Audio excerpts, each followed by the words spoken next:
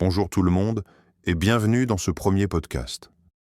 Savez-vous que la majorité des consultations chez les médecins sont en lien direct ou indirect avec le stress? Quand on parle de stress, il y a plusieurs catégories de personnes. Il y a celles qui ne sont jamais stressées. Donc a priori, ce sont les personnes qui ont déjà les techniques pour minimiser le stress dans leur vie. Il y a ensuite la catégorie de personnes qui vont dire qu'elles ne sont jamais stressées alors qu'elles le sont. Car si elles disent « je ne vais pas bien, je suis stressée », cela peut envoyer simplement comme message « j'ai besoin de me faire aider » et justement, elles ne veulent pas. Alors qu'il n'y a aucun mal à cela. Bien au contraire. Mais disons que le stress a des connotations assez négatives dans notre société. Ensuite, d'autres personnes tirent une certaine fierté du stress, elles se sentent importantes, occupées, elles vont dire aux autres qu'elles n'arrêtent jamais, qu'elles ont une vie remplie, qu'elles ne comprennent pas les gens qui arrivent à ne rien faire. Alors oui, c'est vrai, nous n'avons pas beaucoup de temps pour nos loisirs. Il y a la vie professionnelle. À cela, on rajoute la vie de couple, la vie domestique, les obligations, l'argent, les enfants, la vie monoparentale, la solitude, la santé. Maintenant, je vais vous donner la définition du mot stress. Réponse non spécifique que donne le corps à toute demande qui lui est faite. Ok, mais ça veut dire quoi non spécifique? C'est-à-dire que c'est une réponse que l'organisme déclenche en présence de différents stimuli, donc des stresseurs. Les stresseurs peuvent être agréables ou désagréables.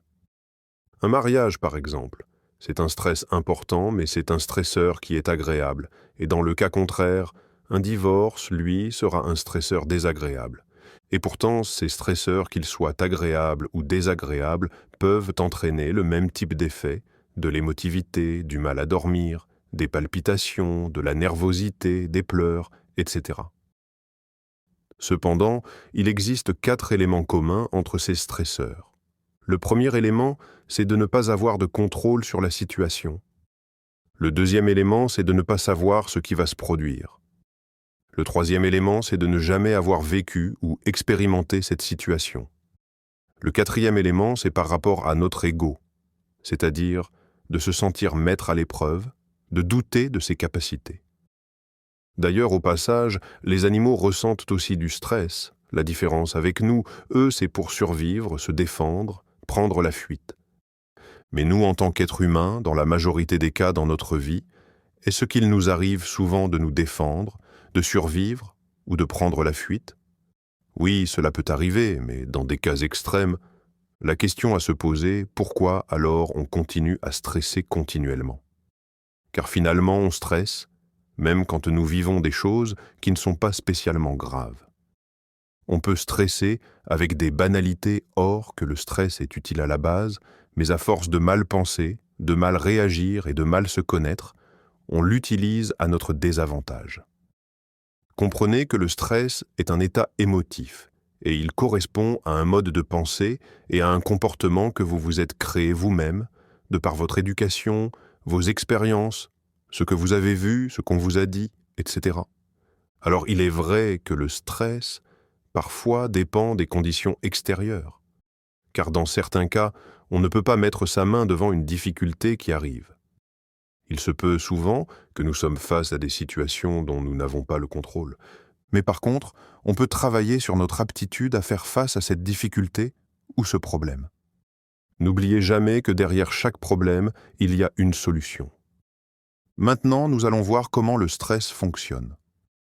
Chaque information que votre cerveau va recevoir va entraîner une stimulation, et ce sont ces stimulations qui entraînent chez nous des réactions, et ces réactions sont une réponse d'adaptation dans le but de maintenir un certain équilibre face à des événements que nous allons rencontrer. Je reviens encore à ce que j'ai dit juste avant. Tous les animaux sont soumis au stress de la même manière que nous. Un animal qui est prêt à se faire attaquer par un autre prédateur va avoir le cœur qui battra plus vite, ce qui va amener plus de sang, donc plus d'oxygène et d'énergie au niveau des muscles, ce qui va aider cet animal à prendre la fuite plus rapidement. Dans ce cas-ci, le stress est donc une réaction naturelle face à un événement imprévu pour aider l'animal à s'échapper.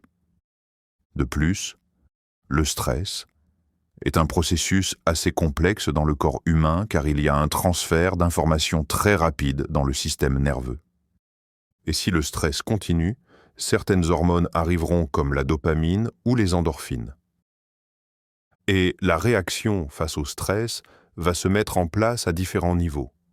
Tout d'abord, physiologique, comme je vous l'ai dit, les hormones vont se libérer pour préparer le corps à combattre en quelque sorte. Ensuite, ce sera mental. Pensées anxiogènes, négatives, qui peuvent amener à une crise de panique. Ensuite, ce sera émotionnel. Impuissance, colère, tristesse. Et il y a le comportement fumer, boulimie, boire plus de café, de l'alcool, prendre des drogues, parler vite, ne jamais s'arrêter de faire quelque chose. Donc, pour arriver à passer à l'action et savoir gérer son stress, on a besoin d'avoir une bonne réaction physiologique, émotionnelle et psychologique. Et c'est ce que nous allons voir ensemble tout au long de ces podcasts. Merci pour votre écoute et je vous dis à très bientôt.